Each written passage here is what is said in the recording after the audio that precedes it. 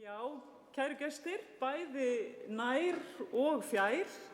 Við erum auðvitað í streymi, það eru fáir tiltölulega í húsi en þeim mun fleiri að fylgjast með á netinu. Þetta er stíllinn núna á COVID-tímum.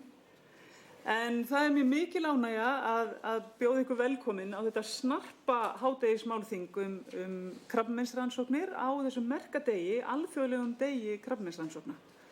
Og það er auðvitað markmiðið í dag að vekja athygli á krabbameinsrannsóknum til framfara. Það eru til gömul ummæli frá Niels Dungal sem var einn af fyrstu mönnunum hér á landi til að hvetja til skipulagðar skráningar á krabbameinum.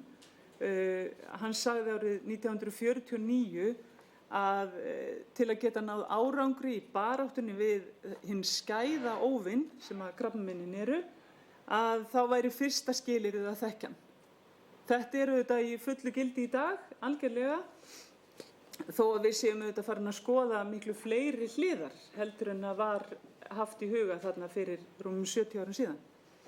Það er auðvitað bara þannig, ef við viljum ná árangri, ef við viljum ná að breyta til batnaðar, að þá verðum við að vita hvernig hlutirnir eru, hvernig staða mála er, svo það sé hægt að grípa inn í og beita þeim aðferðum sem þarf. Krabbameinsfélagið hefur í hartnær 70 ár staðið fyrir krabbameinsrannsóknum af ýmsum toga og mun í framtíðinni leggja aukna áherslu á rannsóknir. Þið vitið hvernig þetta er, þegar að október nálgast að þá fer svona bleikur blær að færast yfir. Bæði eru það náttúrulega laufin á trjánum en líka af því að bleika slaufan nálgast óðfluga. Og bleika slaufan, hún er auðvitað orðin fastur liður í tilverinu hjá okkur mjög mörgum, svolítið eins og jólin og páskarnir.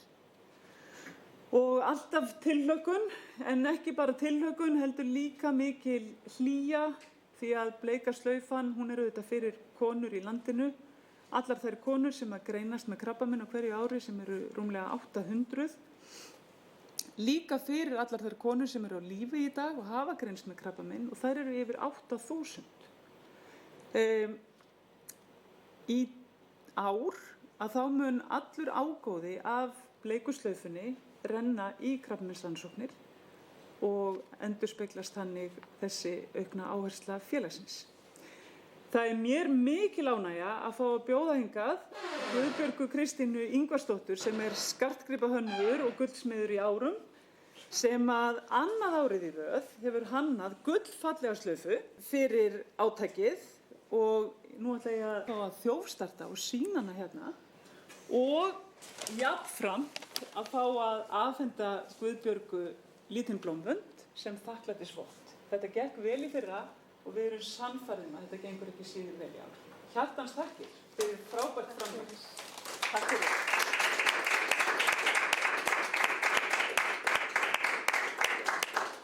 En við ætlum ekki bara að skoða fallega skartgripi, það er auðvitað að gleyma sér við það.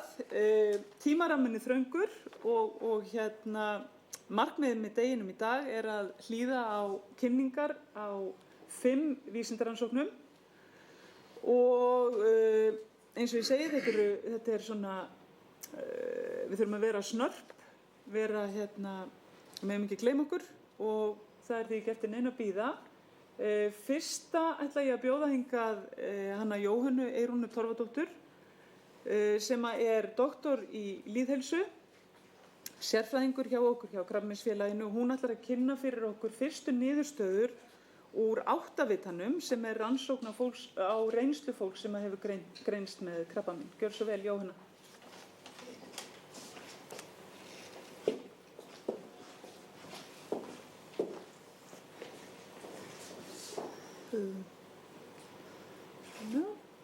Góðan daginn og takk fyrir að bjóða mér á þetta flotta málþing.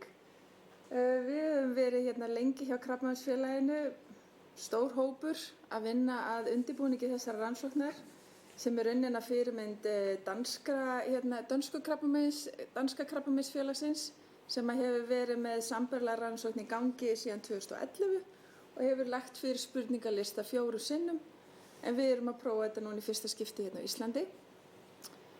Og rannsóknin hugsuð fyrir þá sem greindust með krabbamein á árunum 2015 til 2019 og voru á aldrinum 18 til 80 ára við greiningu.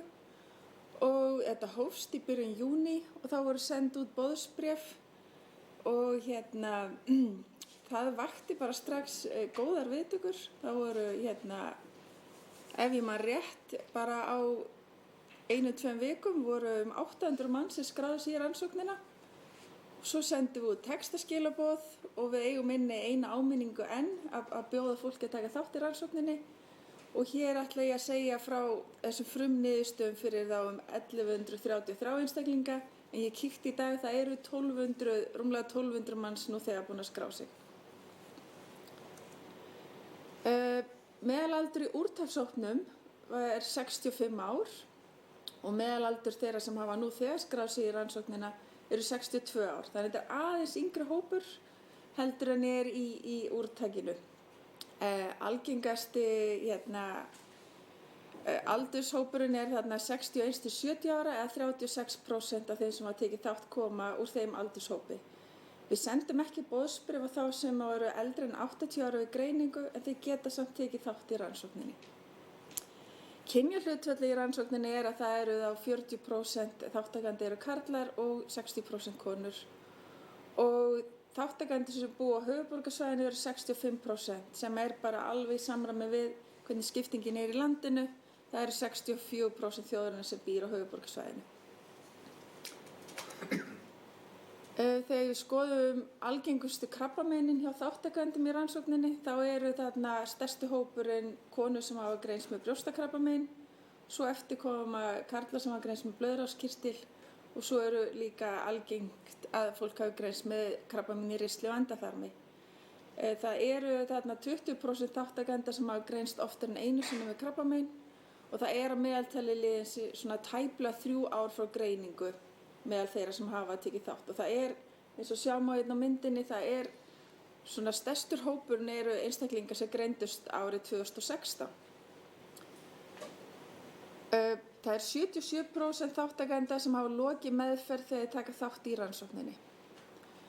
Þessi spurningalisti rafrænn og það það spurt, þetta eru sirka svona 120 spurningar og ég bara að taka svona örfáar fyrir núna í dag. Það til dæmis spurt hvar í heilbrigðiskerfinu starfaði læknirinn sem upplýsti þig að væri með krabbamein. Og það þá í 45% tilvika fær viðkomandi fréttirnar á sjúkrahúsi, í 14% tilvika á heilsugæslunni og utan sjúkrahús, það þá væntanlega hjá sérfræðingum út í bæ, sérfræðilækni, það í 23%. Svo eru margir sem segja annar staðar sem þá 17% og það þegar við kíkjum á þetta opin spurning að þá þetta oft nefnd leitarstöðin að þeirra fengi upplýsingar með krabbamein þar sem í raun og veru samt í dag Landspítalinn. Og hvernig fékkstu upplýsingar að væri með krabbamein? Algengast var að það væri í 66% tilvika þá var það viðtal.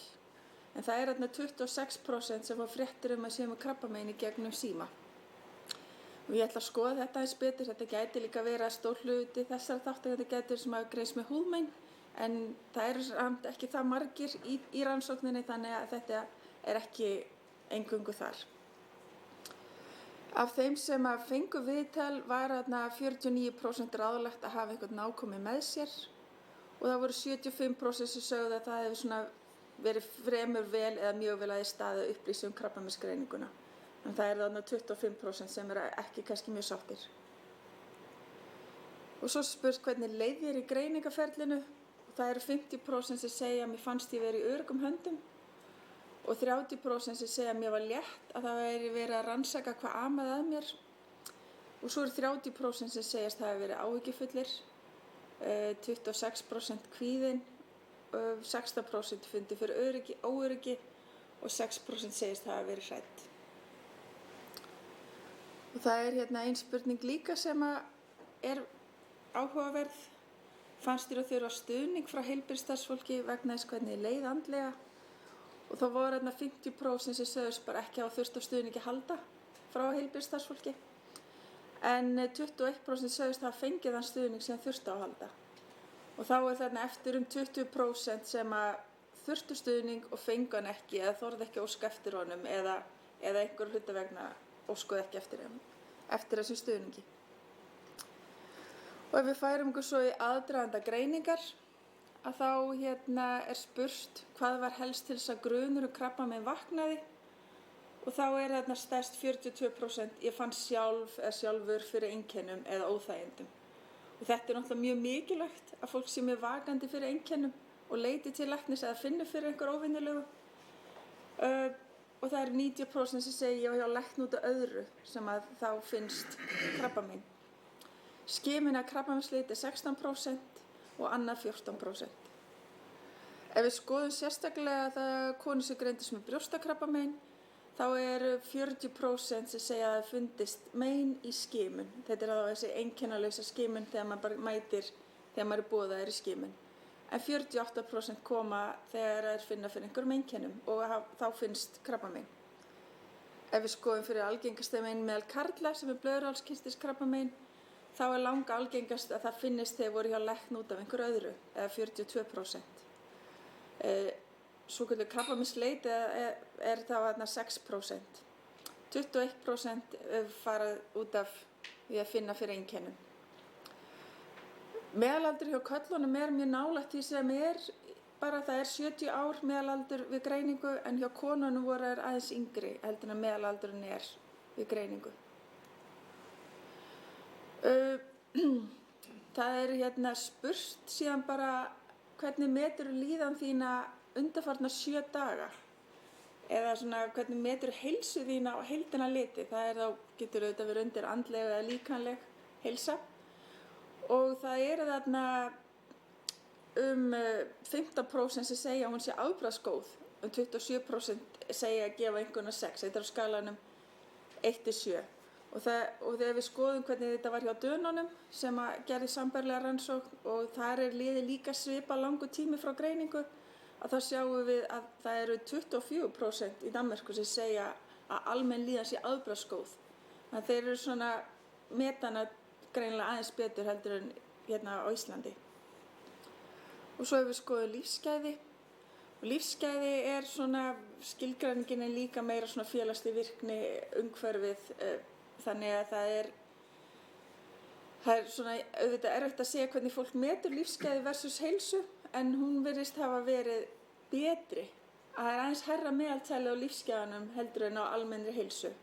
Og þar ekki mikill munur milli íslenskra þátttakenda og danskra þátttakenda. Eða Danirnir þarna með 28% sem í hæsta í einhverjum 7 með 25% í Íslandi. Þannig að þetta auðvitað áhugavert og við þurfum að skoða þetta allt mikið betur. Við spyrjum mjög margt í þessari rannsókn og þetta líka opið fyrir aðra rannsakendur að koma og fá skoða hjá okkur gögnin. Ég segi bara alveg risastórt takk til þeirra sem hafa nú þegar tekið þátt og minni á að það ennþá hægt að taka þátt í rannsókninni og ég bara vona virkilega að við fáum sem flesta til að vera með okkur. Þetta rafrænt og þarfst að skráða inn á krabb.is/rannsókn og ef þú vilt fá nánar upplýsingar rannsóknina þá hægt að senda okkur póst á 8vitin@krabb.is. Þá segi ég bara takk fyrir mig.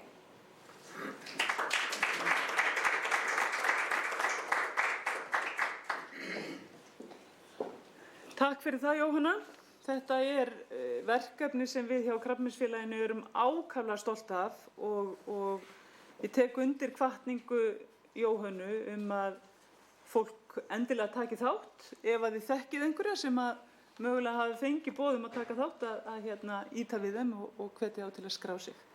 Það verður, ég ekki í vafa það að nákvæmlega þessi rannsókn mun geta nýst mjög vel til þess að vinna að ennþá bættari aðstæðum fyrir okkar hóp.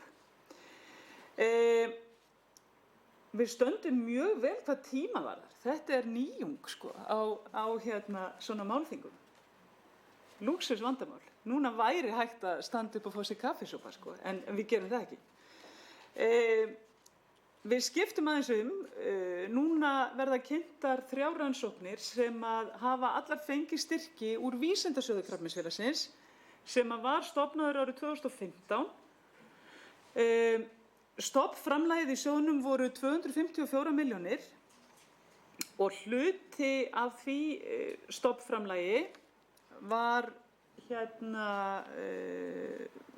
voru 2 sjóðir, annars vegar Kristínarsjóður og Ingibjargarsjóður sem að runnu inn í þennan vísindasjóð.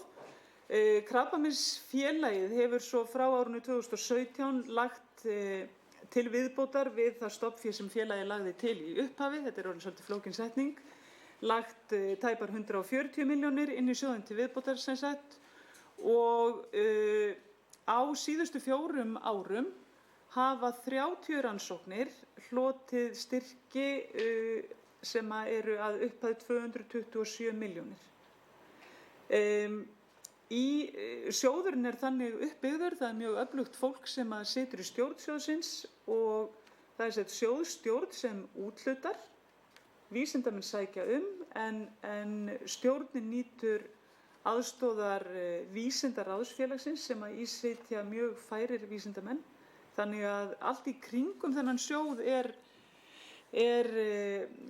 verklag sem við erum ákaflega stolt af. Það eru mikil gæði þarna bæði á náttúrulega umsóknum og mati umsókna og á þeim rannsóknum sem koma út.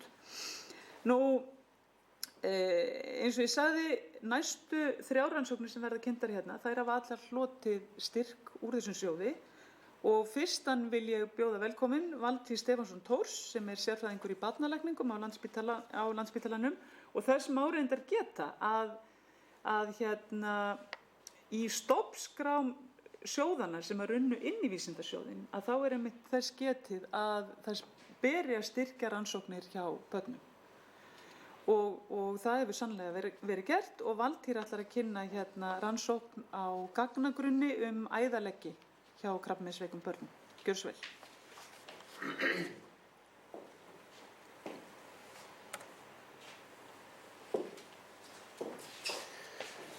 Já, góðan daginn, komið sæl og blessuð og ég þakka kærlega fyrir boðið að fá að koma hér og deila með ykkur svona hluta af þeim niðurstöðum sem liggja fyrir úr þessu verkefni okkar. Og ég heiti Valtýr Stefánsson Thors og ég er barnasmitsjúkdómalæknir og starfa á Barnaspítalanum. Íris Kristinsdóttir sem er doktorsnemi hjá okkur, hún á nú heiðurinn af mestri svona handavinnunni í kringum þetta verkefni og Ásgeir Haraldsson, prófessor í barnalækningum, hefur einnig verið mjög þéttu vafinn í þetta verkefni. En örstuttan inngang að þessu verkefni að það er engum blöðum það að fletta að mikilvægi svokallara miðlægra bláæðaleggja hjá börnum er mikið. Þessir bláæðaleggir eru þá notaðir fyrst og fremst til þess að gefa lyfjameðferð gegn krabbameinunum, einnig til þess að taka blóðsýni hjá krökkum, gefa blóðhluta og næringu og annað slíkt. Þannig að þetta eru algjörlega ófrávíkjanlegur hluti af meðferðinni sem krakkarnir þurfa að gangast í gegnum. Hins vegar eru þessir æðaleggir ekki algjörlega lausir við fylgikvilla og sýkingar eru augljóslega eitt stærsta vandamáli þar sem að þarna hefur þá verið rofin verndin sem á húðin veitir öllu jöfnu en einnig veldur krabbameinsmeðferðin oft á tíðum skertu vörnum bæði hvað ónæmiskerfi varðar og slímhúðarvarnir og annað slíkt. En einnig geta komið fram blæðingar og blóðtappar og annað slíkt sem eru þá fylgikvillar vel þekktir. En þessari rannsókn var hægt að skipta í tvennt, annars vegar það að meta algengi sýkinga sem er þá stærsti þátturinn í þessum fylgikvillum í þessum miðlægu bláæðaleggjum yfir 9 ára tímabil. Og síðan var síðari hlutinn rauntímaskráning á ísetningu á þessum æðaleggjum og ýmsum smáatriðum er því tengjast og ég útskýri það eins betur á eftir. Og fyrir hlutin að þá þetta þannig að við skoðum þarna tímabil nokkur ár aftur í tíman þar sem að við tókum öll börn sem hefðu greinst með illkynja sjúkdóma og fórum yfir alla þá æðaleggi sem að þessi börn hefðu fengið og leituðum að sýkingum sem hefðu komið upp í þessum æðaleggjum og fylgdum þar skilgreiningu bandarísku smitsjúkdómastofnunarinnar CDC á því hvað telst sem sýking í æðalegg. Og algengið á þessum sýkingum síðan gefið upp sem fjöldi sýkinga per 1000 línudaga yfir allt þýðið sem að verið að rannsaka. Seinni hluti rannsóknarinnar var þá þessi svokallaða skráning í rauntíma á öllum æðaleggjum sem eru þá settir í börn með krabbamein í fyrsta lagi en raunveru hægt að nota það fyrir öll börn sem þurfa að fá slíka æðaleggi. Og þá útbjuggum við raunveru breytulista og notuðum REDCap forrit sem bæði Háskóli Íslands og Landspítalinn hefur notað með góðum árangri. Og skráum þar fjölmargar breytur og dæmi það eru til dæmis atriði sem maður kannski ekkert endilega velta mikið fyrir sér. Hvaða skurðstofa var notuð til að setja þennan æðalegg í, hvað heitir skurðlæknirinn, hvaða lyf voru notuð sem fyrirbyggjandi lyf og ýmis önnur atriði lúta að klínísku ástandi sjúklingsins. Og ef við kíkjum aðeins á niðurstöðurnar úr fyrri hlutanum, þá sjáum við hér algengi á þessum sýkingum í miðlæga bláæðaleggi. Og þarna fyrsta árið 2008 virðist vera sem það hefði verið mjög mikið af sýkingum samanborið við hin árin. En það skýrist í raun og veru af því að þá erum við með jafn margar sýkingar á hin árin en miklu færri svokallaða línudaga því að þá var rannsóknin bara rétt í upphafi. En strax árið eftir að þá erum við komið með rétta mynd af algengi þessara sýkinga. Og yfir allt tímabilið að þá kom í ljós að þá voru 0,24 sýkingar per 1000 línudaga í þessu íslenska þýði og ef við berum það saman við algengi í flestum öðrum löndum að þá það yfirleitt á milli 2 og 3 og jafnvel ennþá herra. Þannig að algengið á þessum línusýkingum virðist vera talsvert sjaldgæfara hér hjá okkur heldur en í mörgum öðrum löndum og það frábært. Verkefninu í síðari hlutanum ekki lokið og maður kannski segja að það engin sérstakur endapunktur á því að því ætlað að vera rauntíma skráning og gefa til kynna ef það einhvers konar rauð flögg að sýkingunum fyrir að fjölga fram úr hófi. Þá þessum gagnagrunni ætlað að bera kennsl á þætti sem að gætu leikið þar hlutverk. Og hér sjáum við dæmi þessar breytur sem eru skráðar í þennan gagnagrunn. Það þá aldur sjúklingsins, hvers konar æðaleggur hefur verið settur inn. Það skurðlæknirinn sem að setur línuna í, það fjöldi svokallaðra lúmena eða leggja í þessum legg og margt annað. Það í kringum 60-80 breytur sem eru skráðar. Og skráningin hófst í raun og veru í lok ársins 2017 og ætlunin að gera upp fyrstu tölur eftir árið 2020, þannig í byrjun næsta árs. Líklega þurfum við eitthvað nálægt í 250 skráningum til þess að geta gert gagnlega analýsu á þessu.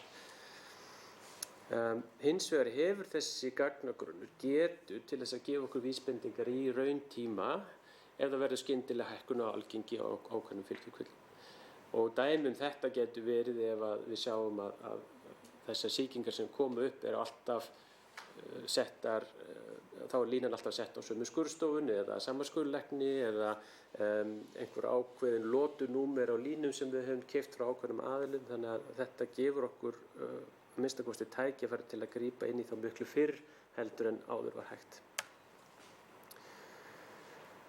Og ef við draugum þetta þá saman, þá má segja að algengi sýkinga í miðlægum blæðvaleggjum hjá íslenskum börnum með krabbameini er lágt, en það er vissulega hægt að gera betur og við viljum alltaf gera betur og helst myndum vilja hafa þessa tölu 0. Og það er þangað sem við viljum stefna. Rauntíma gagnagrunnurinn sem við höfum útbúið getur gefið okkur síðan algjörlega ómetanlegar upplýsingar og raunverulega vísa veginn hvar helst er hægt að bæta þjónustu við börn með krabbamein. Og að lokum vil ég nota tækifæri að þakka Vísindasjóði Krabbameinsfélagsins fyrir veittan stuðning og gerði það raunverulega kleift að hægt er að gera þessar rannsóknir. Takk fyrir.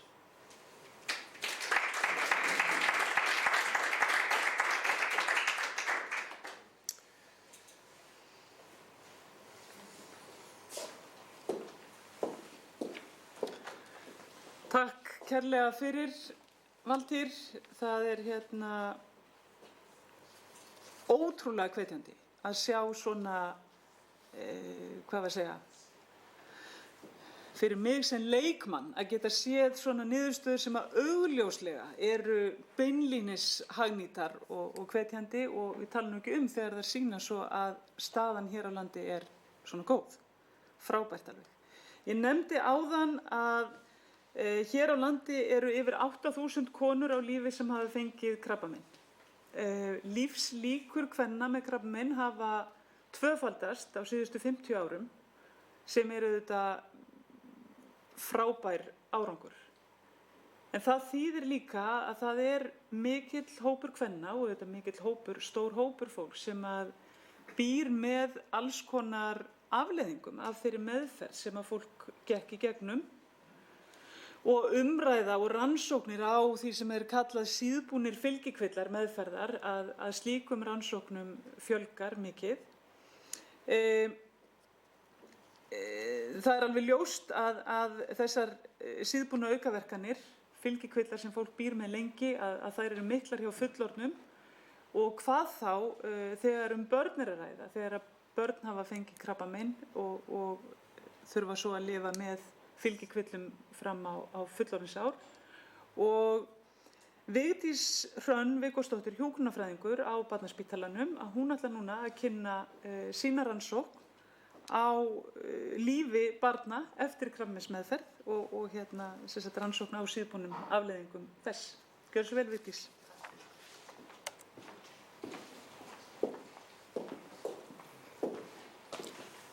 Já, ég vil byrja því að bara þakka fyrir að vera boðið að taka þátt í þessu málþingi í dag og þakka Vísindasjóði Krabbameinsfélagsins fyrir þann veglega styrk sem við höfum fengið til að vinna úr þessari rannsókn.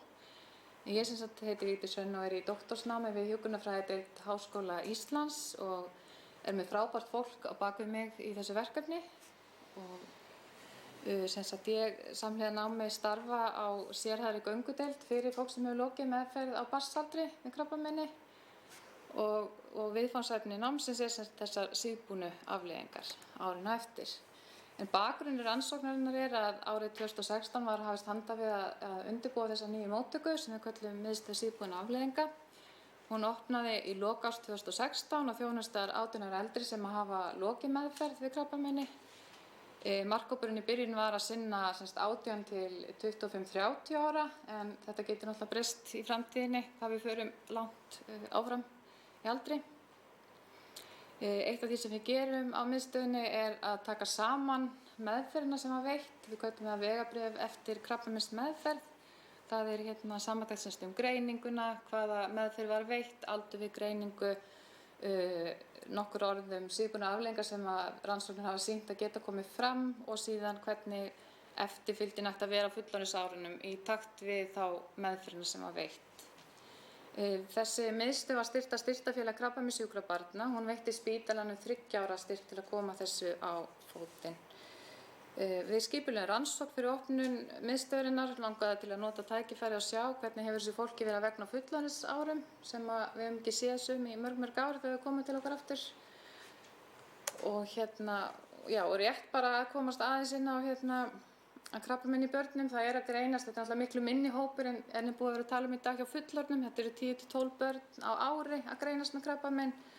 Og þetta er ennþá næst algengasta dánarorsök barna, eldri en 1 árs kemur næst á eftir slysum.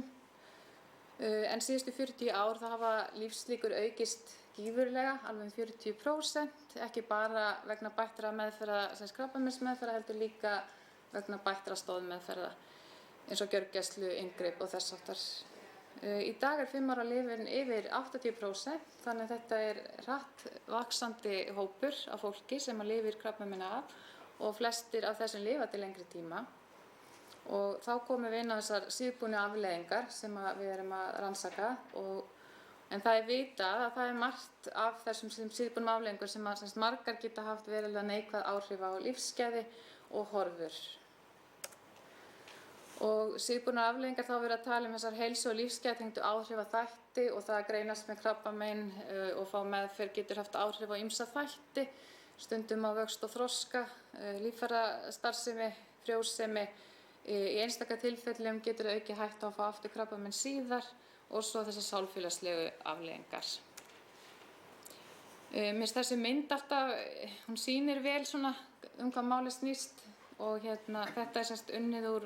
Þetta er langtímarannsókn sem er í gangi í Bandaríkjunum og þetta er fólk sem fékk meðferð á barnsaldri á árunum 79 til 86 og þeim hefur verið fylgt eftir þangað til lengri tíma og borið saman heilsufar þeirra og líðan við systkinahópinn.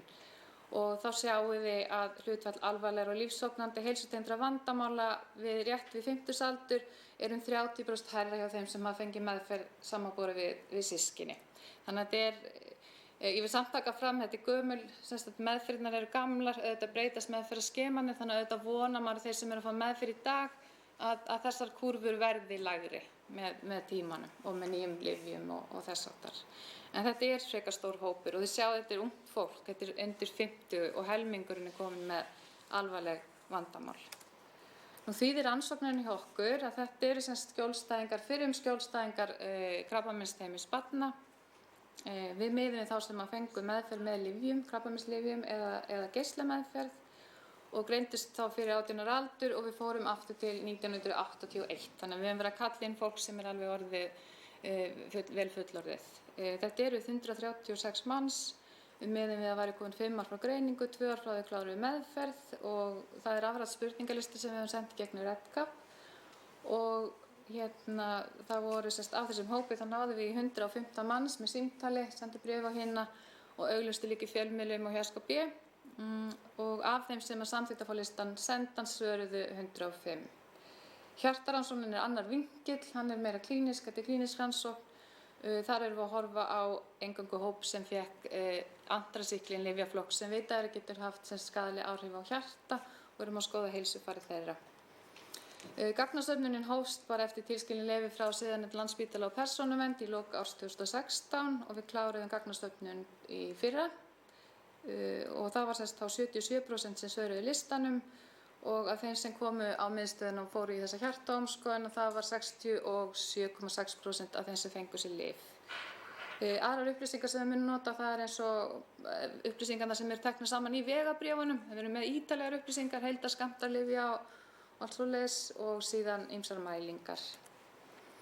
Við erum búin að leggja niður þessar 3 greinar til að vinna í þessari doktorsrannsókn. Spurningalistin býður upp á margar fleiri rannsóknir þá sem að taka við eftir námið. Fyrsta greinin sem við erum að byrja á núna í haust er þessi hjartarannsókn og tilgangurinn með henni er að skoða hvernig er ástandið í dag hjá þessu fólki, hvernig og hvort það er þörf á sérskipulegu inngripi til að draga úr þessum hjarta- og efnaskiptatengdum áhættu þáttum. Meðal annars þá þurfum við að hafa sérhæfða móttöku þar sem er unnið með lífsvenjur og annað. Grein 2, hún kemur inn á sálfélagslega líðan. Listi þar er meðal annars DASS-listi sem er svona mælikvarði á eða metur kvíða, streitu og þunglyndi og svo náttúrulega eru ýmsar spurningar í rafræna listanum sem við tengjum við og síðan heilsutengd lífsgæði og þar notum við SF36 lífsgæðalista ásamt fullt af öðrum spurningum.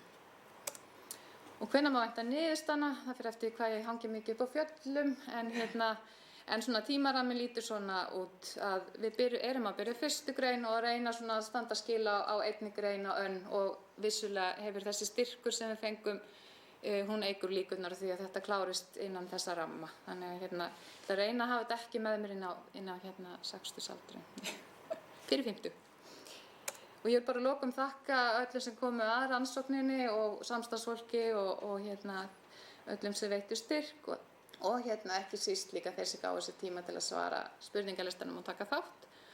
Doktorsverkefni fékk þessa 2 styrki frá Krabbameinsfélaginu og Hjúkrunarfélaginu. Styrktarfélag krabbameinssjúkra barna veitti náttúrulega styrkin í upphafi þessa 3 ára fjárhæð til þess að koma þessu á koppinn. Og þar unnum við spurningalistan og söfnuðum gögnum með þeirra styrk. Þannig ég vil þakka alveg fyrir þetta.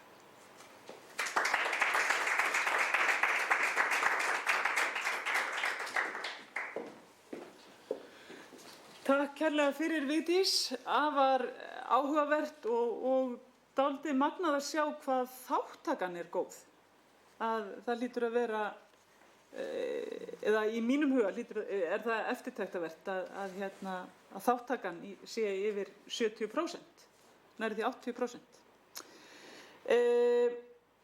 Nú skiptum við aðeins gír, fáum umfjöllun eitthvað allt annað, og þá er það hún Margrét Helga Ögmundsdóttir, dósent við Háskóla Íslands, sem ætlar að fjalla rannsókn sína á hegðun krabbameinsfruma og fræða okkur það sem er mjög vinsælt að tala núna. Það er hlutverk endurvinnslu, ekki satt, en með kannski aðeins svona á annan hátt en við erum vön. Gjörðu svo vel, Margrét.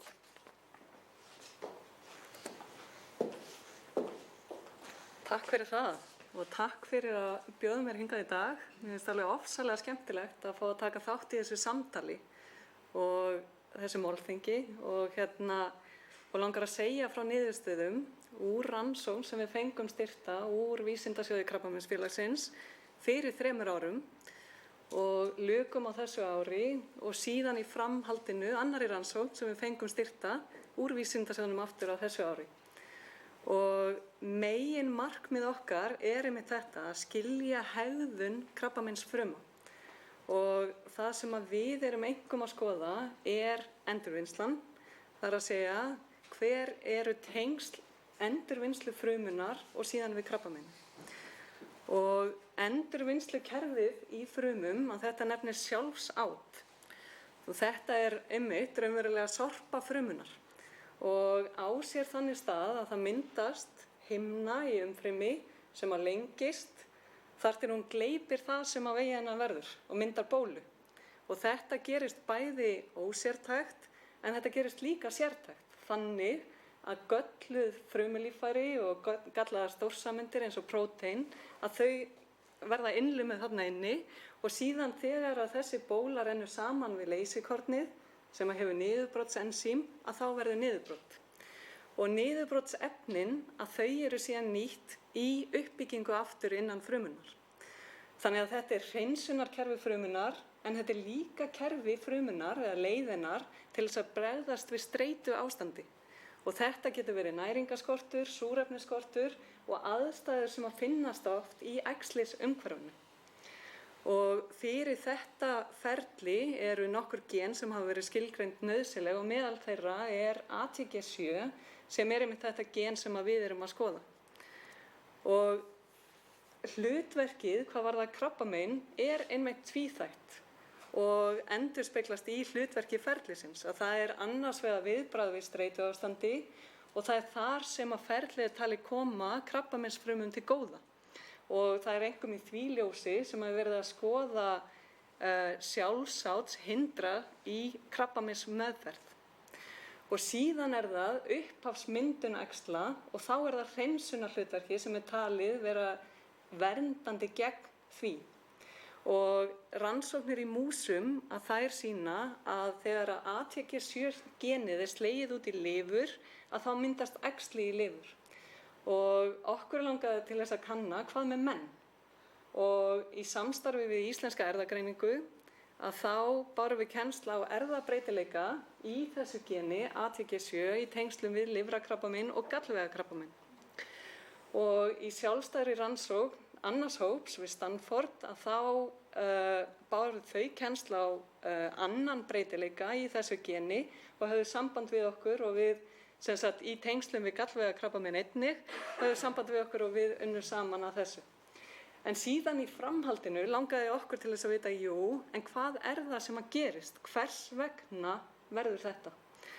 Og þannig skoðuðum við meðal annars vefjasýni úr æxlum einstaklinga sem að bera erfðabreytileikann og bárum saman við einstaklinga sem að bera hann ekki. Og við komumst að því að meðal annars að hér sést litinn á P62 sem er sjálfsátsprótein sem er aukið hjá þeim sem bera breytileikann sem bendir til þess að sjálfsátsferlið sé skert. Þannig að þetta voru niðurstöður sem að við bjuggumst við. Þannig að þetta bendir þá til þess að ferlið sé skert. En síðan langaði okkur til þess að vita ennþá betur. En hvernig virkar genið? Hvernig virkar próteinið? Hvað það sem gerist? Og við skoðuðum svæðið í próteininu þar sem að erfðabreytileikinn er. Og hérna erum við að bera saman raðir hluta og röð próteinsins í mönnum og til gersvepps og komumst að því að þessi amínósýra hérna sem að er stökkbreytt, að hún er í svæði próteinsins sem er varðveitt í spendýrum en er ekki til staðar til að mynda í gersvepp og í ávaxtaflugunni. Þetta þótti okkur ofsalega áhugavert. Þannig að það svæði próteinsins sem hefur þessa krabbameinsvirkni má segja að hún er eingöngu til staðar í spendýrum. Og við gerðum módel af strúktúrnum, þrívítabyggingunni af þessu próteini sem að sést hér og þá sjáum við hérna að í dökkgráu, þarna ofarlega, að þar sjáum við þetta svæði sem er sértækt í spendýrum, sem að vísar út úr próteininu og er líklegt til þess að bindast öðrum próteinum og hafa einhverja sérstaka virkni. Og þannig að okkur langaði til þess að skoða þetta ennþá betur og við snerum okkur að krabbameinsfrumuræktum, þannig að krabbameinsfrumum úr mönnum og yfirtjáðum, þar að segja bárum saman virkni villigerðapróteinsins og hins vegar stökkbreytta próteinsins. Og eitt af því sem við komumst að á þessari vegferð líka er að æxlisfrumur að þær hafa ekki bara gerð þessa ATG7 prótein sem að hefur sjálfsátsvirkni, heldur einnig aðra gerð sem hefur ekki sjálfsátsvirkni. Og þannig að við bárum það líka saman, þar að segja stökkbreytinguna í sitt hvorri gerð. Það sem við komumst að, eða svona samantekt á því, var að eins og við bjuggumst við, að þá hefur stökkbreytingin í þeirri gerð ATG7 sem hefur sjálfsátsvirknina, hefur áhrif á sjálfsátið sjálft. Þetta eru mild áhrif, þannig að þetta var tilgátan sem þetta staðfesti. En það sem kom okkur á óvart og var algjörlega óvænt, að það var það að stökkbreytingin hafði líka áhrif í þeirri gerð próteinsins sem ekki hefur sjálfsátsvirkni. Og þetta voru önnur áhrif. Þetta voru áhrif á skrið frumunar, á hvernig fruman sem sagt skríður áfram eftir yfirborði sem að aftur er mögulegt að hafi þá áhrif í meinvörpum. Og þetta þykir okkur alveg ofsalega áhugavert og varpar í rauninni síðan aftur ljósi á aðrar tilraunir sem verið er að gera annars staðar sem að sýna áhrif sjálfsátsins eða þessa gens á meinvörpum og þetta eru músatilraunir meðal annars.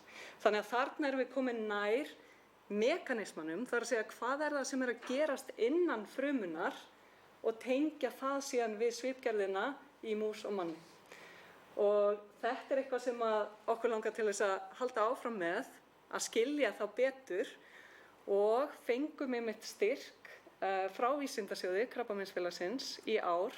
Já, hérna langaði mig svona aðeins að leyfa ykkur að fá innsýn inn í hvernig eru þessar niðurstöður sem við erum að skoða. Þannig að þetta er ein af þeim niðurstöðum sem að leiða okkur að þessari ályktun, að hérna erum við með frumuræktina og í bláu að þá sjáum við hvern kjarna í frumu. Þannig að þetta eru nokkra frumur sem að má sjá hérna og hérna sjáum við villigerðarpróteinið og síðan í samanburði hér má sjá stökkbreytapróteinið og í grænu hér er prótein sem myndast þegar að frumurnar skríða. Þannig að þetta prótein er síðan ekki til staðar hér þegar við yfirtjáum stökkbreytapróteinið. Þannig að þetta er svona dæmi þær niðurstöður sem við erum að greina og leiða okkur að þessari ályktun. Og í framhaldinu að þá einmitt fengum við styrk sem við vorum mjög þakklát með í ár og það var Valgerður Jakobína Hjaltalín, doktorsnemi sem að við mun vinna að þessu verkefni, að þá ætlum við að skoða betur, hvernig er hlutverk þessa gens, það er að segja ATG7, sem að hefur þessi miklu áhrif á krabbamein, bæði þegar við skoðum músina og mannin. Við ætlum að skoða betur hver eru þessi áhrif og þá höfum við valið tilraunamódel þar sem að þetta spendýra sérstaka svæði er ekki til staðar, sem er einmitt ávaxtaflugan.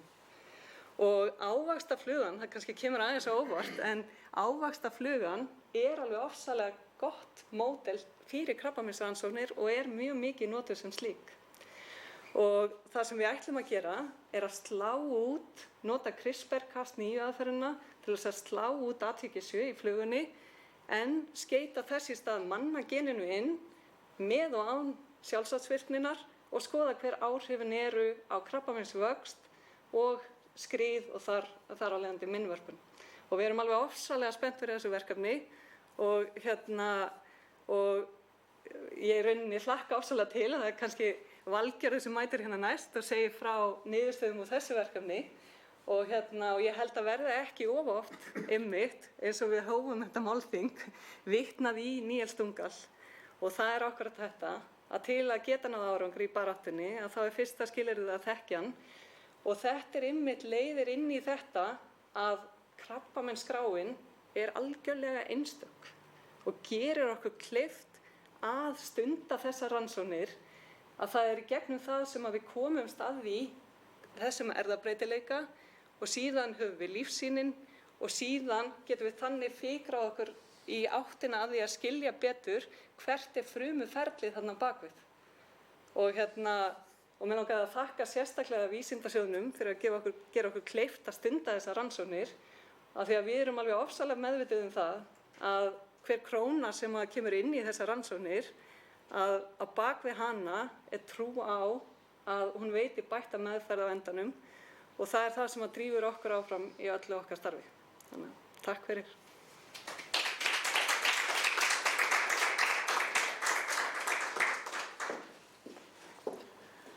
Takk fyrir kærlega, Margrét.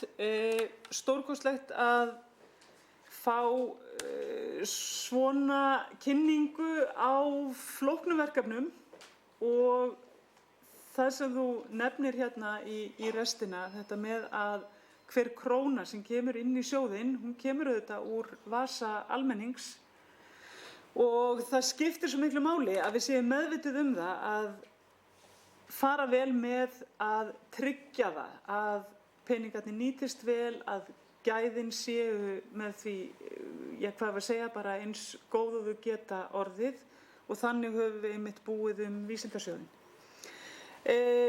Rúsínan í pylsuendanum, það er Helgi Birgisson, yfirlæknir krabbameinsskrár sem að Margrét Helga einmitt nefndi hérna áðan.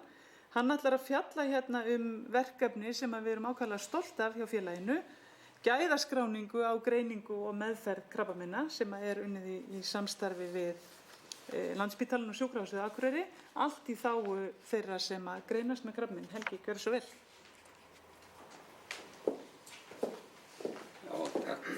Takk fyrir kærlega, Halla, og takk fyrir að bjóða mér að hafa þetta erindi gæðaskráningu á greiningu og meðferð krabbameina á Íslandi. Hvað er gæðaskráning? Það er nú einfaldlega það að við skráum staðlaðar breytur úr sjúkraskrám í gagnagrunn þannig að hægt sé að nota þá niðurstöðurnar og til dæmis þá erum við að skrá stigun æxlis, meðferð á æxlinu, hvort það sé skurðaðgerð eða hvaða lyfjameðferð er gefin og síðan skráum við fylgikvilla, til dæmis sýkingar eða enduraðgerðir og svo endurkomu krabbameinsins. Þetta verkefni hefur verið í gangi mjög lengi en það má segja að á Íslandi höfum við byrjað á 1998 með skráningu fyrir blöðruhálskirtilskrabbamein í samvinnu við þvagfæraskurðlækna og 2010 þá hófst skráning fyrir fleiri mein, aðallega forspárþætti sem hjálpa þá til við að meta horfur sjúklinga. Skráningablöðin eru gerð með hliðsjón af sænsku geðskráningunni sem hafa mjög þróaða skráningu og þau eru aðgengileg í heilsugátt Landspítalans. Í síðasta tímariti Læknablaðsins þá skrifuðum við grein samkomulag sem að Landspítalinn, Sjúkrahús Akureyrar og Krabbameinsfélagið hafa gert staðlaða skráningu á greiningu og meðferð krabbameina og í þessari grein þá erum við með töflu stöðu skráningarinnar og við sjáum að við erum með virka rauntíma skráningu, getum við sagt, fyrir blöðruhálskirtil, brjóst, kvennameinin sem eru eggjastokkar, eggjaleiðari, lífhimna, legháls og leggöng og svo eru skráning hafin fyrir nýru og sarkmein. Síðan erum við komin svona misjafnlega langt á stað fyrir önnur mein eins og sjá má hér neðar í töflunni. Það er ekki nóg að skrá, heldur viljum við gjarnan sem sagt nýta upplýsingarnar og birta þær, þannig að við erum að vinna gagnvirkri framsetningu á heimasíðun okkar sem má sjá á heimasíðu Krabbameinskrár. Hérna er dæmi framsetningu fyrir brjóstakrabbamein. Þá sjáum við hérna neðst til vinstri að við erum, þetta er 783 tilfelli sem eru bakvið þessar niðurstöður.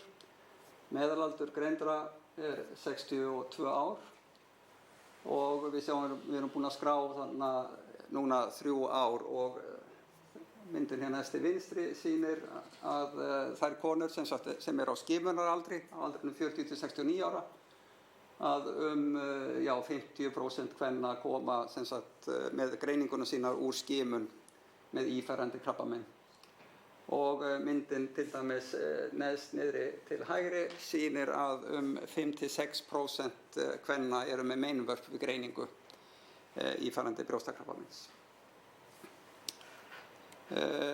Hérna er önnur mynd með dæmi úr meðferð, þá er þetta hvernig skurðaðgerð er gerð. Við getum hérna til vinstri valið þá hvaða ákveðna aldurshópa og stærð æxlis og stigum og hérna erum við sem sagt bara búin að taka allar konur. Við erum með lengra aldurstímabil hérna, við erum með upplýsingar lengur aftur þetta. Meðalaldurgreiningu 62 ára einnig hér, en við sjáum hérna rauðu línuna að meðferðin hefur aðeins verið að breytast í gegnum árin. Það eru fleiri sem fara þá í brottnám á brjósti, miðað við það að færri fara í fleikskurð. Það er ekki alveg skýrt hvers vegna þetta er og er æxlin stærri eða hvað veldur. Við getum þá til dæmis valið bara stig 1 krabbamein sem eru þá mein sem ekki hafa eitla íferð og eru undir 20 mm stór. En jafnvel þar eru að sjá þennan trend eða þessa breytingu að fleiri fara í brottnám eða við færri í fleikskurð. Aðeins minnast á rannsóknir. Læknanemar eru feikilega mikilvægir þegar kemur að rannsóknarverkefnum hjá okkur. Við birtum grein í síðasta læknablaði úr geðskráningu brjóstakrabbameina og bárum við þá saman meðferðina hér á Íslandi við þá Svíþjóð og það var Lilja Dögg Gísladóttir læknanemi sem vann verkefnið í samvinnu við okkur sem og meinafræðing, skurðlækni og krabbameinslækni á Landspítalanum. Ég tek hérna úr 2 myndir eða niðurstöður sem sagt. Við sjáum eins og við sáum áðan að á Íslandi þá greinast 46% kvenna í gegnum skimunina, en í Svíþjóð þá er það 60% kvenna sem koma úr brjóstakrabbameinsskimun. Og markmiðið í rauninni er að það komi sem flestir í gegnum skimunina þar sem að menn eru með lægri stigun og betri horfur ef menn greinast í skimun. Við sjáum hérna líka að ef við kíkjum á þessa aðgerð- og meðferðarþætti, þá ef við kíkjum á varðeillatöku til dæmis, þá er varðeillataka gerð í Svíþjóð í 95% tilfella en undir 70% hérna á Íslandi. Fleikskurður ef æxli er undir 30 mm á stærð, þá er hann gerður í undir 50% tilfella á Íslandi en í það bil 80% tilvika í Svíþjóð.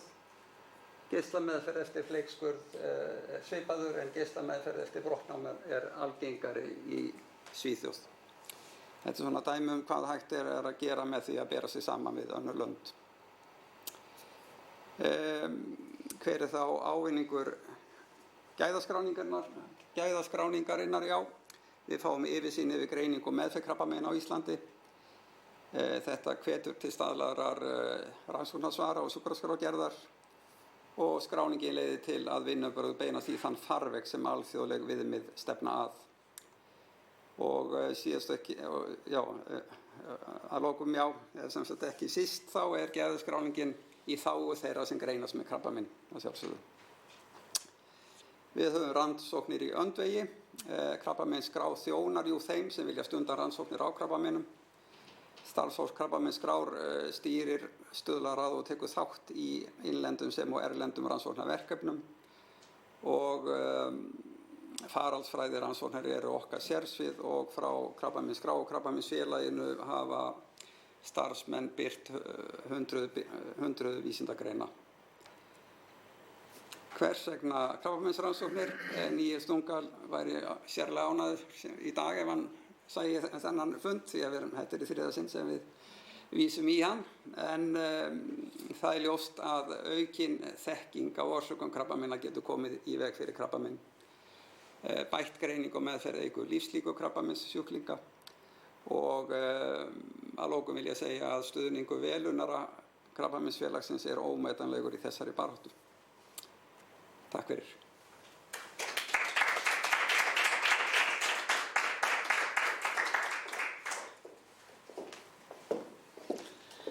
Takk fyrir það, Helgi. Ég var að hugsa hver ég ætti að hafa lokaorðin. Bara þar sem ég sat hérna rétt áðan, ég hugsa, ég vísa aftur í Níels Dungal og segi hvað hann væri stoltur af því ef hann væri hérna í dag. En Helgi gerði það. Þannig að lokaorðin er eiginlega búin. Stórkostlegt að heyra þessar kynningar. 5 verkefni, þau eru svo margfalt fleiri í gangi, sífellt eitthvað nýtt að frétta, allt til þess að við getum gert ennþá betur og náð ennþá meiri árangri í öllu því sem að tengist krabbameinum. Þannig að við höldum áfram. Áðan þá þjófstartaði ég og sýndi hérna mynd af bleiku slaufunni sem að fer í sölu 1. október. Ég verð að koma því að. Það er ekki eina splunkunýja fréttin, því að við erum líka í dag að fá úr prentsmiðjunni nýtt blað félagsins sem við erum ægilega stolt af og ég býst við að margir eigi eftir að kynna sér það rafrænt. Það kemur á vef félagsins bara á eftir og svo verður það líka að finna á góðum stöðum þannig að fólk geti handfjallað það. Það er fullt af spennandi fréttum af starfi félagsins og fleiru í þessu blaði. Að því sögðu þá vil ég þakka ykkur fyrir þáttökuna, bæði þeim sem sátu hérna í salnum og þeim sem voru úti, einhvers staðar, heima eða á vinnustöðum eða hvar það nú er. Kærar þakkir fyrir þáttökuna og áfram við í baráttunni. Takk.